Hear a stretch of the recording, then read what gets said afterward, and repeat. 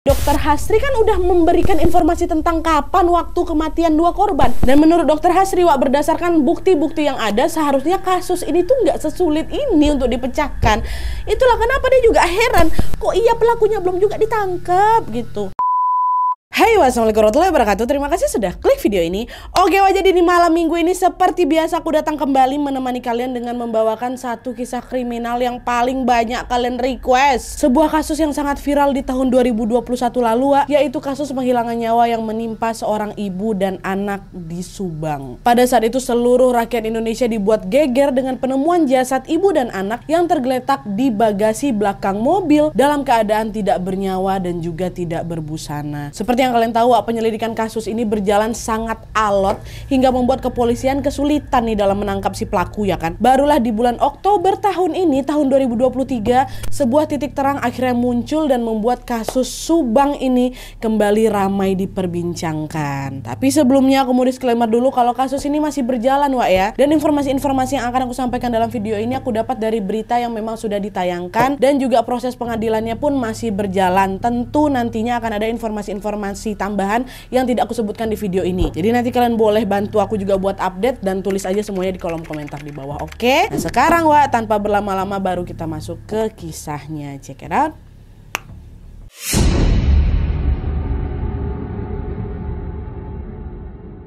Oke, Wak, sebelum masuk ke kronologi kejadiannya, seperti biasa aku mau jelasin dulu tentang latar belakang keluarga yang memang terlibat di kasus Subang ini, ya. Jadi, Wak, kasus yang akan aku ceritakan malam ini melibatkan sebuah keluarga yang tinggal di Dusun Ciseti, Desa Jalan Caga, Kecamatan Jalan Caga, Subang, Jawa Barat. Keluarga tersebut terdiri dari ayah yang bernama Yosef Hidayah berusia 55 tahun pada saat itu, ibu yang bernama Tuti Suhartini berusia 55 tahun juga, anak pertama mereka bernama Yuris Raja Amalullah yang berusia 34 tahun, dan anak kedua yang bernama Amalia Mustika Ratu berusia 23 tahun dan biasanya dipanggil Amel. Sebenarnya tidak banyak informasi yang kami dapatkan tentang detail keluarga mereka, Wak, tapi yang jelas mereka ini dikenal sebagai keluarga yang memang cukup terpandang di tempat mereka tinggal, karena ternyata mereka ini adalah pemilik dan juga pengelola sebuah yayasan pendidikan yang membawahi SMP sampai SMK nasional di Serang Panjang di Subang, Jawa Barat. Ya, banyak yang bilang kalau yayasan ini tuh didirikan oleh Yosef, sang ayah, dan berdasarkan data dari laman Kemendikbud, Wak, tercatat bahwa yayasan ini pertama kali berdiri pada tanggal 7 Juli tahun 2008, dan lumayan lama tuh, dan baru mendapatkan SK yang sah secara hukum pada tanggal 21 Agustus 2015 lalu. Nah, nanti kalau misalnya kalian langsung ngecek di laman resmi Kemendikbud, Wak, di sana tertulis bahwa pimpinan yayasan ini adalah Yoris, anak pertama mereka, sedangkan Amel, anak kedua mereka, berperan sebagai operator yayasan. Tapi kalau kalian browsing lebih dalam lagi dari berbagai sumber di internet juga, banyak nih yang menyebutkan bahwa di yayasan itu Amel ini berperan sebagai sekretarisnya, Wak. Tuti sang ibu sebagai bendahara, Yoris anak tertua mereka sebagai ketua, dan Yosef ini adalah penanggung jawab. Jadi intinya yang jelas semua anggota dalam keluarga ini tuh terlibat langsung dalam mengelola yayasan lah, kayak gitu, Wak. Nah, konon katanya, Wak, Yosef sang ayah ini tidak memiliki pekerjaan lain selain mengurus yayasan tersebut. Alhasil satu-satunya pemasukan yang dia punya hanyalah bersumber dari yayasan itu. Tapi seiring berjalannya waktu, Wak, peran Yosef di sana tuh justru semakin berkurang gitu. Sekarang gantian Tuti dan anak-anak mereka yang punya andil lebih banyak dalam mengurus yayasan. Nah, hal inilah yang akhirnya membuat keluarga mereka ini pun sudah mulai mengalami perpecahan katanya.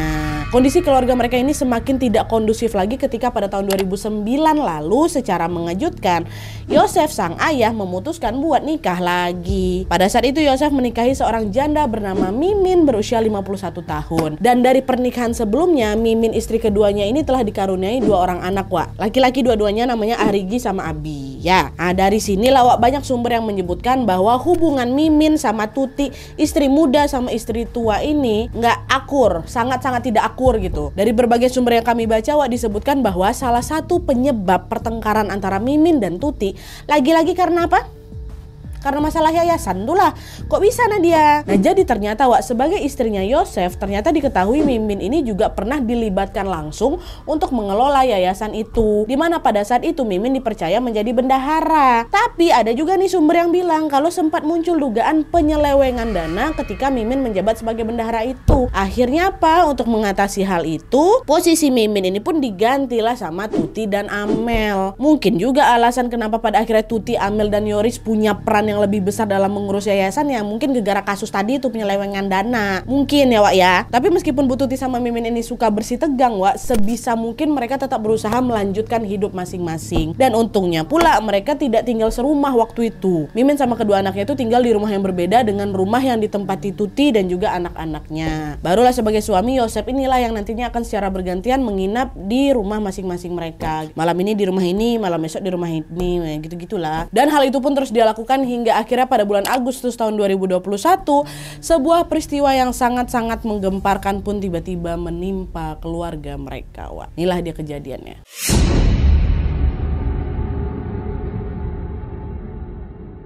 Nah jadi Wak ceritanya pada tanggal 17 Agustus tahun 2021 Yosef ini baru saja menginap di rumah istri mudanya yaitu Mimin, gantian di rumah istri mudanya nih. Terus keesokan harinya tanggal 18 Agustus tahun 2021 sekitar jam setengah 8 pagi Yosef ini pulanglah ke rumah istri tuanya Ibu Tuti untuk mengambil keperluan golf Wak, karena katanya hari itu dia memang rencana mau main golf. Tapi sesaat setelah Yosef ini masuk rumah dia langsung merasa ada yang janggal di rumah itu, dimana pada saat itu kondisi rumahnya Tuti dalam kondisi yang sangat berantakan. Dan ketika Yosef mencoba memanggil-manggil istri tuanya dan juga Amel, suasana tetap sunyi itu karena nggak ada jawaban sama sekali. Di situ langsung mikir, kemana nih anak istri aku? Kata si Yosef, kan kok pada nggak ada di rumah. Yoris mana Nadia? Nah Yoris anak pertama mereka tuh udah nggak tinggal di sana Wak, dia udah nikah dan tinggal bersama istrinya di rumah lain. Nah tuh kan, singkat cerita Yosef pun mencobalah berkeliling rumah untuk mencari Tuti dan Amel. Lalu ketika dia berjalan ke arah garasi Wak, secara mengejutkan Yosef malah melihat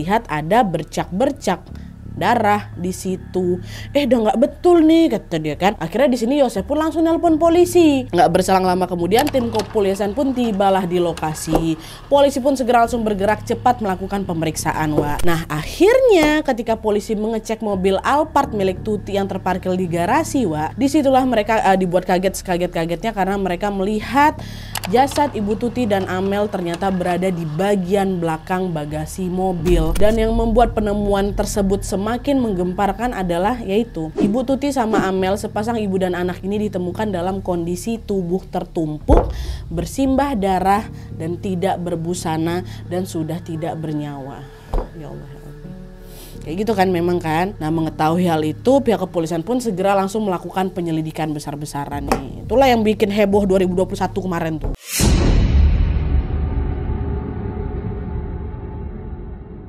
Nah setelah jenazah Bu Tuti dan Amel ditemukan Wak, jasad keduanya pun langsung diamankan untuk diotopsi. Dan FYI salah satu dokter yang memimpin otopsi mereka adalah Dokter Hasri Wak, yaitu nih polwan ahli forensik pertama se-Asia lah. Paling mantap kali nih dokter, suka aku sama dia. Dan dari hasil otopsi itu menunjukkan bahwa ada bekas luka berat di kepala kedua korban yang diduga berasal dari pukulan benda tumpul. Selain itu Wak, meski kedua jasad korban ini ditemukan bersama-sama di dalam bagasi mobil, tim forensik sangat-sangat yakin kalau sebenarnya mereka berdua ini sudah dihabisi di waktu yang berbeda. Tim forensik mengatakan bahwa Tuti, Ibu Tuti ini adalah korban yang pertama kali dihabisi oleh si pelaku pada sekitar jam 1 dini hari. Nah kemungkinan besar Bu Tuti ini dihabisi di dalam kamarnya Wak, karena berdasarkan hasil olah TKP tampak tuh ada memang bercak darah di kamarnya Tuti. Dan Ibu Tuti ini diduga tewas tanpa sempat melakukan perlawanan karena memang tidak ditemukan adanya luka-luka bekas perlawanan di tubuhnya Ibu Tuti. Nah dari situ mereka pun menyimpulkan kalau sepertinya Bu Tuti ini dihabisi nyawanya ketika sedang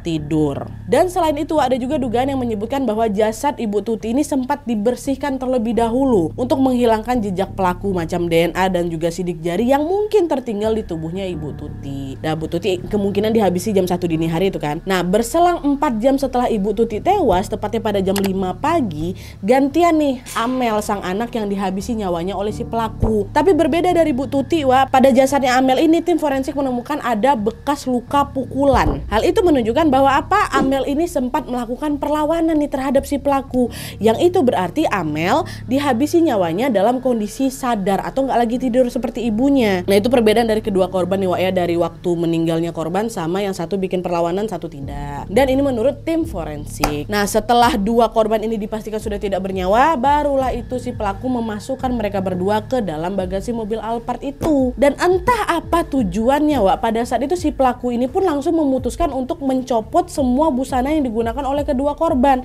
Tapi yang jelas, hasil forensik menunjukkan bahwa tidak ada tanda-tanda kekerasan seksual dalam tubuhnya mereka. Nah, jadi itulah tadi Wak sedikit tentang dugaan gambaran kronologi pada hari kejadian naas itu Wak ya. Yang mana dugaan kronologi itu juga didasarkan pada hasil pemeriksaan forensik dan juga hasil olah TKP.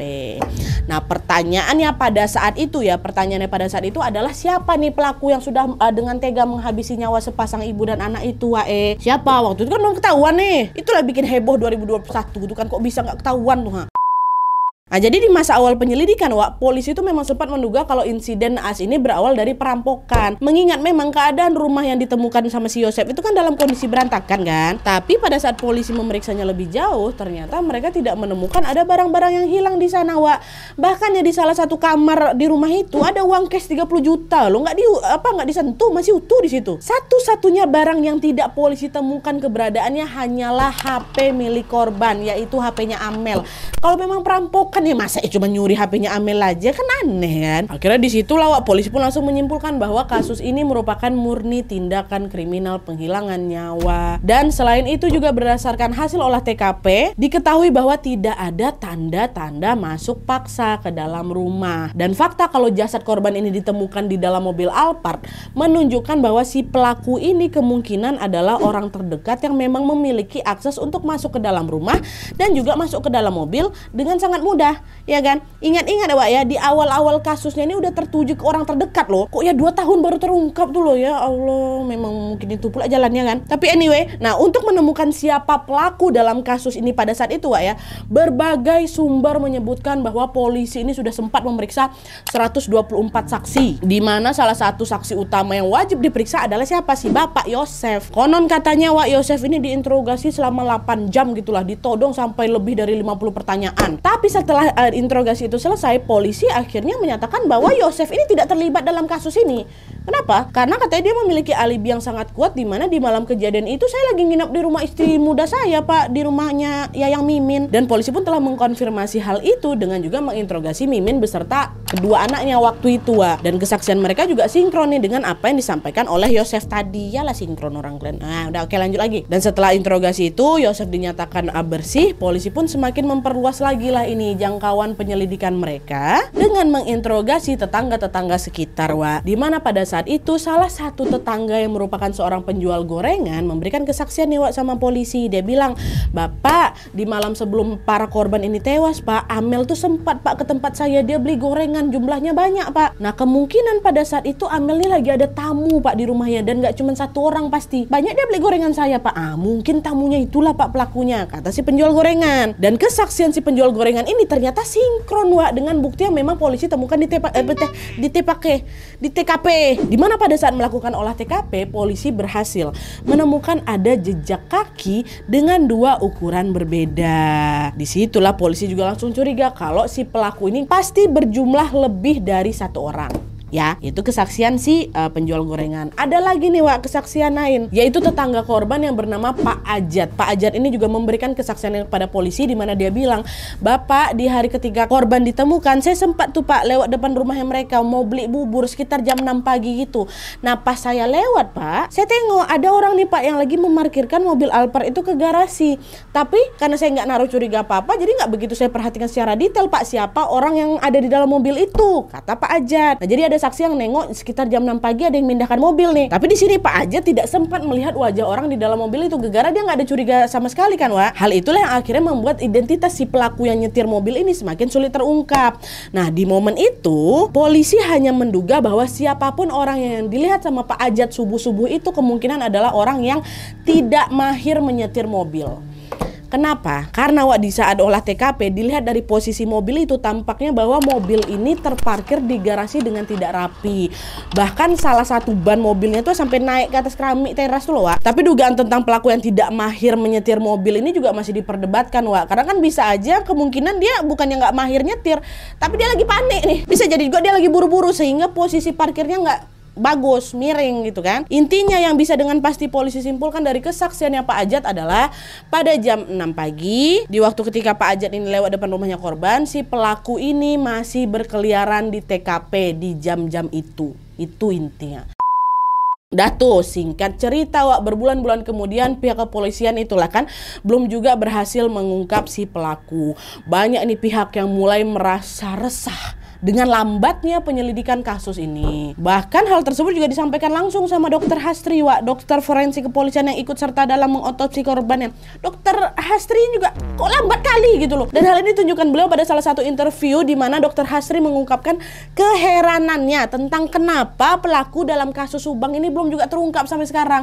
Padahal dia sudah melakukan otopsi sampai 2 kali loh, Wak. Seluruh sampel DNA yang ada di TKP dan juga DNA para saksi sudah diperiksa semua. Memang betul pada saat itu mereka tidak menemukan adanya kecocokan dengan sampel-sampel DNA yang sudah dikumpulkan itu. Tapi Dokter Hastri kan udah memberikan informasi tentang kapan waktu kematian 2 korban.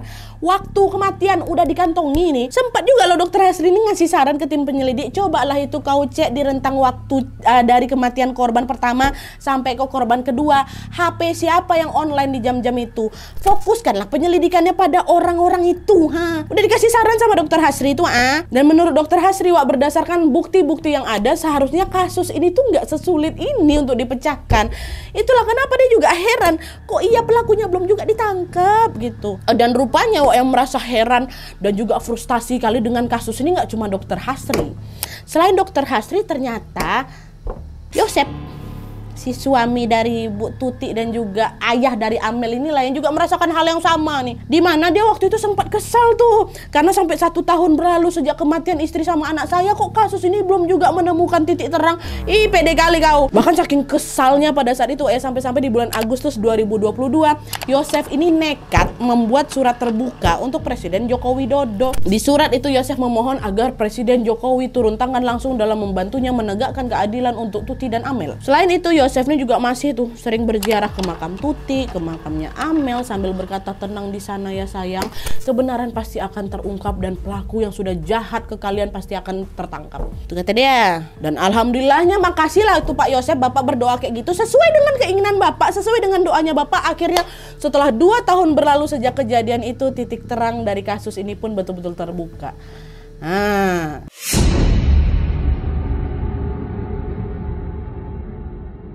Jadi awal mula titik terang dalam kasus ini tuh justru datang dari petunjuk yang memang tidak akan pernah diduga sama publik, iya kan? Dan inilah bagian yang menurutku sangat-sangat mind blowing dan penuh plot twist, Wak.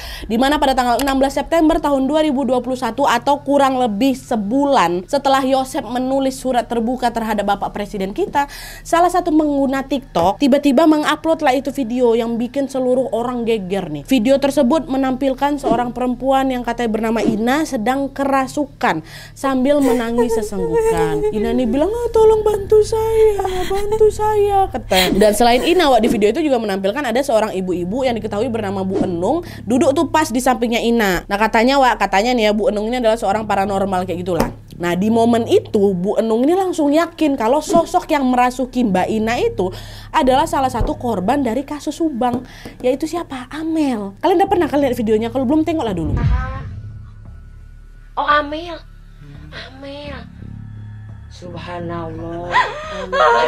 Kenapa jahat? Astagfirullahaladzim. Ini Amel yang kasus pembunuhan ibu dan anak. Ini Amelia ya. Subhanallah. Sakit ayah. Dipukul. Sama siapa ayah? Sama. Maksudnya sama siapa dia itu? Datangnya.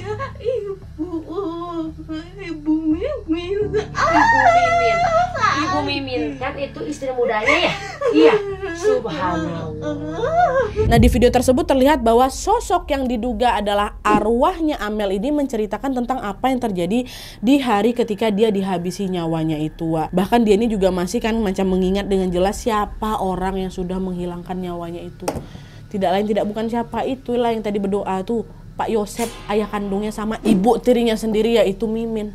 Itu pelakunya kata arwah Amel, Wak. Tapi tentu saja video itu tidak bisa dijadikan sebagai bukti yang sah. Pasti sudah tidak akan bisa, namanya juga video orang kesurupan kan. Dan tentu pastinya akan muncul perdebatan itu betulan arwah Amel atau bukan tuh. Kalau memang itu betul arwah Amel, gimana caranya tim penyelidik bisa membuktikan hal itu secara ilmiah kan, Wak? Susah juga kalau misalnya kita pakai video tuh aja. Pokok intinya video tersebut tidak bisa dijadikan bukti yang resmi lah gitu kan. Nah akhirnya mau tidak mau polisi pun tetap harus bekerja keras lagi nih untuk mencari bukti yang lebih nyata lagi. Terus akhirnya ya itulah, setelah 2 tahun berlalu sejak kasus ini terjadi, Wak, tanpa diduga-duga sebuah petunjuk besar justru datang dengan sendirinya ke kantor polisi. Dimana ceritanya pada bulan ini, tepatnya tanggal 16 Oktober tahun 2023, seorang laki-laki bernama Ramdhanu atau Danu tiba-tiba menyerahkan dirinya ke polisi. Siapa Danu ini? Dia ini adalah keponakannya Tuti, Wak. Yang itu berarti juga apa? Sepupunya Amel. Pada saat itu Danu langsung dibawa ke Polda Jabar untuk dimintai keterangan lebih lanjut. Dan sesampainya di sana, Danu bilang, "Pak polisi, saya sudah tidak tahan lagi dengan rasa bersalah yang saya tahan selama 2 tahun ini. Saya tahu siapa pelaku yang menghilangkan nyawa Tante Tuti dan juga Amel. Saya adalah salah satunya, Pak. Tapi tolong izinkan saya untuk menjadi justice kolaborator. Saya ingin membantu menegakkan keadilan untuk korban." Itu kata Bang Danu nih. Mendengar ucapan Danu, polisi pun langsung meminta dia untuk menceritakan segalanya yang dia ketahui tentang insiden dong. Nah sekarang aku ceritain ya kasus ini dari versinya Danu ya. Jadi kata Danu, di malam kejadian itu Danu bilang kalau dia ini tiba-tiba diminta sama omnya Yosep ini untuk nganterin golok ke rumahnya Tante Tuti. Danu nggak banyak tanya waktu itu, ya udah dia langsung iyain aja. Nah sesampainya di rumahnya Tante Tuti, Wak, setelah dia menyerahkan golok itu ke Yosep, entah kenapa Yosep itu meminta Danu untuk udah aku tunggu aja di garasi, udah aku nggak usah masuk rumah gitu. Danu pun nurut-nurut aja, duduklah dia di garasi mobil tuh sambil ngerokok. Nah FYI, Wak, puntung rokoknya Danu waktu kejadian itu juga memang ditemukan di TKP. Dan pas lagi asik-asik ngerokok gini, tiba-tiba Danu dikejutkan dengan suara teriakan sepupunya Amel dari dalam rumah. Nah karena panik terjadi sesuatu di dalam, refleks Danu pun langsung buka pintu rumah itu. Nggak dikunci rumahnya. Pas pintunya terbuka, disitulah Danu melihat kepalanya Amel ini lagi dijedot-jedotin ke tembok sama 2 orang saudara tirinya si Amel, anaknya si Mimin. Siapa? Arigi sama Abi. Nggak sampai di situ aja, Wak. Di sisi lain Danu juga melihat Yosef sama Mimin ada di sana. Nggak cuma mereka berdua aja, ada Yosef sama Mimin nengok kok, kata Danu ya. Nah Danu yang udah terlanjur nengok kejadian itu akhirnya mau nggak mau ikut terseret lah dalam kasus ini, Wak. Aku awalnya cuma bawain golok, nggak tahu apa-apa nih. Saya dengar ada sepupu saya teriak, saya buka, rupanya lagi digitukan, nah, kayak gitu. Dan setelah proses eksekusi itu selesai, Yosef datang ke Danu, disuruhnya Danu bersihkan bercak-bercak darah yang ada di TKP itu. Dan setelah itu barulah si Yosef ini memaksa Danu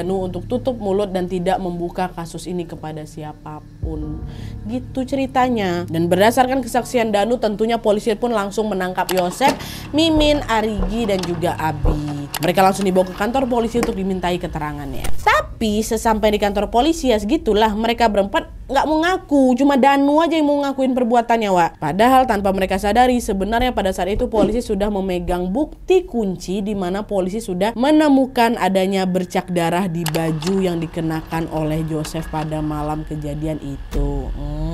Akhirnya tidak berselang lama kemudian polisi pun langsung menetapkan 5 orang tadi termasuk Danu sebagai tersangka dalam kasus ini. Tapi itulah dia, untuk motif kejahatannya masih dalam penyelidikan, Wak. Cuman usut punya usut nih, katanya motifnya adalah yaitu tadi lah, karena perebutan yayasan sekolah tuh. Tapi benar atau tidaknya motif itu kita tunggu aja update kasusnya, Wak ya. Aku syuting hari ini belum ada updateannya. Yang jelas setidaknya pada hari ini kita bisa sedikit bernafas lega karena si pelaku akhirnya sudah tertangkap.